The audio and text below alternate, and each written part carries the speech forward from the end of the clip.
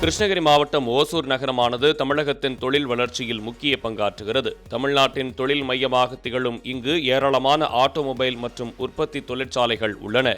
சர்வதேச நிறுவனங்கள் பலவும் கால் தடம் பதித்து வரும் ஓசூரின் உள்கட்டமைப்பு வசதிகளை மேம்படுத்த முதலமைச்சர் மு.க.ஸ்டாலின் தலைமையிலான தமிழக அரசு தீவிரம் காட்டி வருகிறது.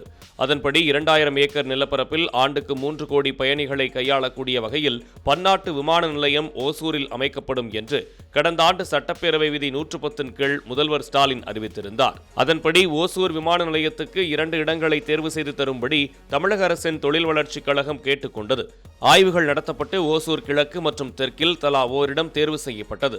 அதனைத் தொடர்ந்து இந்த 2 இடங்களில் ஏதேனும் ஒன்றில் விமான நிலையம் அமைக்க விமான போக்குவரத்து துறை அமைச்சகத்திடம் தமிழ்நாடு அரசு அனுமதி கோரியிருந்தது.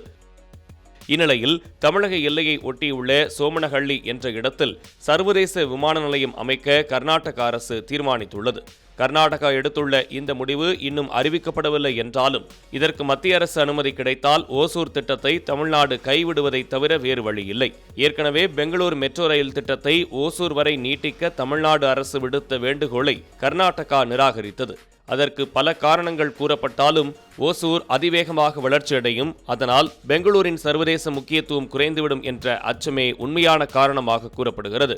அதேபோல ஓசூரில் விமான நிலையம் வந்தால் பெங்களூருக்கு அதே போன்ற பாதிப்பு நேரும். சுருக்கமாக சொன்னால் பெங்களூருவின் கெம்பேகவுடா சர்வதேச விமான நிலையம் எலக்ட்ரானிக் சிட்டியிலிருந்து 52 கிலோமீட்டர் தொலைவில் உள்ளது. இதற்கிடையில் ஓசூர் எலக்ட்ரானிக் சிட்டியிலிருந்து சுமார் 20 கிலோமீட்டர் தொலைவில் தான் உள்ளது.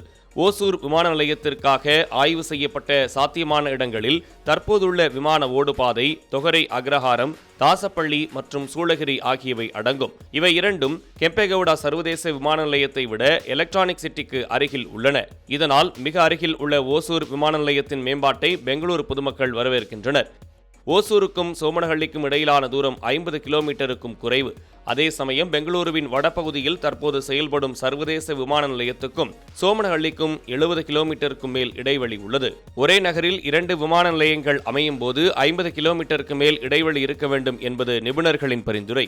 அப்படி பார்த்தால் கர்நாடக அரசு தேர்வு செய்துள்ள சோமனஹள்ளி மிகவும் பொருத்தமானது என்கின்றனர் அதிகாரிகள்.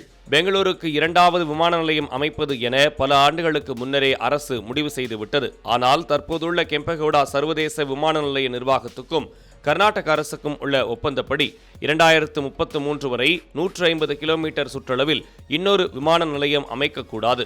இதனால் கர்நாடக அரசு வேகம் காட்டாமல் இருந்தது.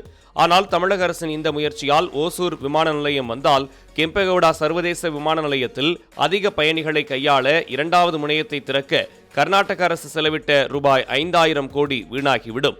இதனிடையே ஓசூரில் புதிய விமான நிலையத்தை அமைப்பதற்கான மாநில அரசின் முயற்சிக்கு மத்திய அரசு துணையாக இருக்கும் என்று சிவில் விமான போக்குவரத்து துறை அமைச்சர் கிஞ்சரபு ராம்மோகன் நாயுடு அறிவித்திருந்தார். முடிந்தவரை பல விமான நிலையங்களை உருவாக்க தனது அரசாங்கம் விரும்புகிறது என்று நாயுடு வலியுறுத்தினார். பெங்களூரு விமான ஆணையம், தமிழ்நாடு அரசு மற்றும் இந்திய அரசு ஆகியவை ஒன்றாக அமர்ந்து ஒருமித்த கருத்தை எட்ட வேண்டும் என்று தமிழக அரசுக்கு பரிந்துரைத்திருந்தார். எனவே ஓசூரில் விமான நிலையம் அமைந்தால் பெங்களூருவில் பெருமளவு பயணிகளின் எண்ணிக்கை குறையும் என்பதில் மாற்றமில்லை.